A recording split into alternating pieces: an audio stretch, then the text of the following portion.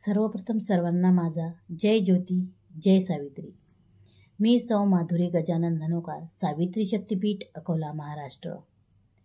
उत्सव नवरात्रीचा जागर महानायिकेचा या सदरात मी आपल्यासमोर ज्ञानज्योती सावित्रीबाई फुले यांची भूमिका मांडत आहे। ज्ञान हे अज्ञानाचा अंधकार दूर करणारे दीपस्तंभ आहे। प्रगतीचे खरे माप म्हणजे समाजातील स्त्रियांचे स्थान। जो समाज महिलांच्या शिक्षणाकडे दुर्लक्ष करतो तो स्वतःची आर्थिक क्षमता हिरावून घेतो। एक महिला सक्षम बनवा आणि पूर्ण समाजाला उन्नत करा, असे महान विचार ज्यांच्याठायी आहेत ते ज्योतिबा फुले व त्यांच्या पत्नी सावित्रीबाई फुले। सावित्रीबाई फुले ह्या भारतीय समाजातील समाजसुधारक, कवयित्री आणि भारतीय समाज आणि स्वातंत्र्य लढ्यातील एक शक्तिशाली आवाज होत्या। महिला आणि दलित समाजासाठी त्यांनी अथक प्रयत्न केले आणि भारतीयांच्या पिढ्यांना प्रेरणा दिली।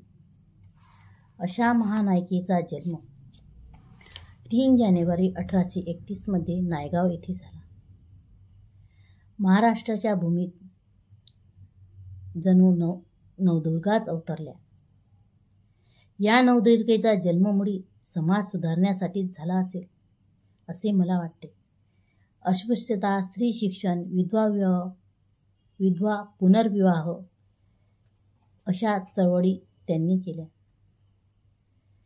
एक सर्वसाधारण घरात जन्मलेली एक मुलगी आपल्या पतीच्या मार्गदर्शनातून एवढी मोठी क्रांती घडवून आणते हे साधारण मनुष्याचे काम नाही।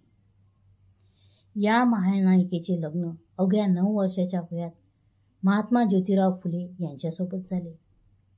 महात्मा ज्योतिराव फुले यांनी स्त्री शिक्षणाचा पाया रचला। त्यांच्या या कार्यात सावित्रीबाई फुले ह्या त्यांच्या खांद्याला खांदा लावून झटत होत्या। महात्मा ज्योतिराव फुले यांनी सावित्रीबाईंना लिहायला वाचायला शिकवले आणि शिक्षिका बनवले। सर्वात महत्त्वाचे म्हणजे त्यांचे शिक्षणासाठीचे योगदान। त्यांच्या या कार्यासाठी त्यांना अनेक कठीण प्रसंगांना तोंड द्यावे लागले।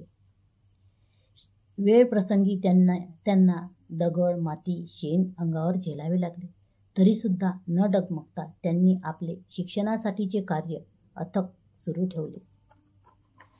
त्यांनी अस्पृश्यता निर्मूलनासाठी बंड पुकारला। स्त्रियांना समाजात बरोबरीचे स्थान मिळवून दिले त्या विकृत प्रथांच्या विरोधात होत्या। त्यांनी दलित महिलांसाठी शाळा उघडल्या। त्यांनी पहिली मुलींची शाळा भिडेवाड्यात फातिमा शेख या मुस्लिम महिलेला सोबत घेऊन सुरू केली। पुण्यात इंडियन वुमन्स स्कूलची स्थापना त्यांनी केली। सावित्रीबाईंनी गरजू महिलांना आणि मुलांच्या उन्नतीसाठी अनाथालय व वृद्धाश्रमे सुरू केली। पुण्यात गरीब व दलितांसाठी त्यांनी आरोग्य सेवा सुरू केल्या। प्लेगच्या साथीच्या वेळ प्रसंगी आपला मुलगा डॉक्टर यशवंत यांना सुद्धा त्यांनी गमावले। सावित्रीबाई फुले ह्या एक उत्कृष्ट लेखिका, कवयित्री होत्या।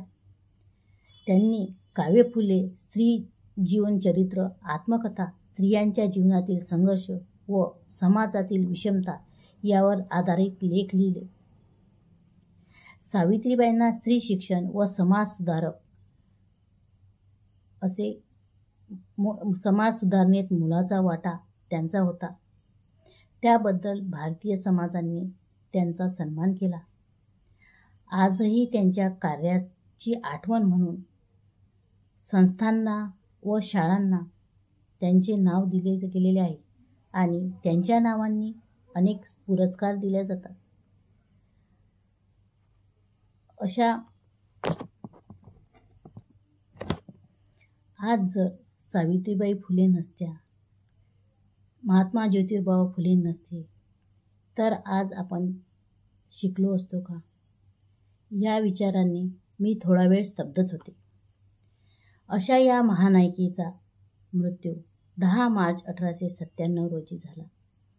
शेवटी मला एवढेच सांगायचे वाटते, सावित्रीबाई भारतीय समाजाच्या इतिहासात एक महान समाजसुधारक, स्त्री शिक्षणाचे पायंडे रचणारी, अस्पृश्यता निवारणारी आणि स्त्रियांच्या हक्कासाठी संघर्ष करणाऱ्या अग्रगण्य महिला होत्या.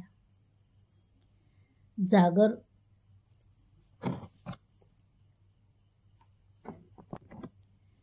उत्सव नवरात्रीचा जागर महानायिकेच्या या सदरात मी माधुरी धनुकार इथेच थांबते.